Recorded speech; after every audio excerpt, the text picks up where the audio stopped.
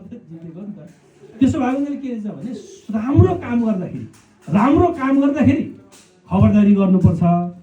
कसैले नराम्रो गर्दाखेरि फेरि आँखा चिम्लिनु हुँदैन, किनभने भन्छ नि त अन्याय गर्ने भन्दा अन्याय सहने चाहिँ बढी दोषी हुन्छ अरे के।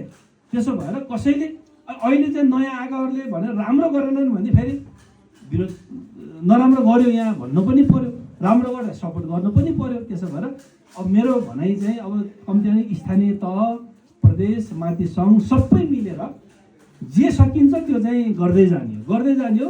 मेरो कुरा फेरि पनि छ कि यो ठुल्ठुला पूर्वाधार विकास निर्माणको कामहरू गर्ने कुरा अगुवाईहरूले गर्ने हो।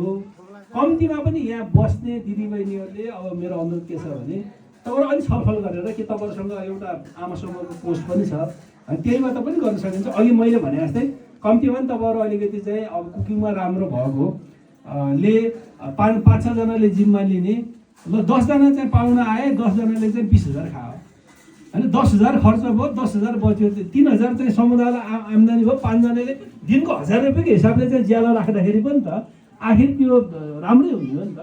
त्यसो भएर यो मैले किन भने तपाईँ यसको प्र्याक्टिस पनि गरेर त्यो काम पनि गरिराख्नु भएको छ कि।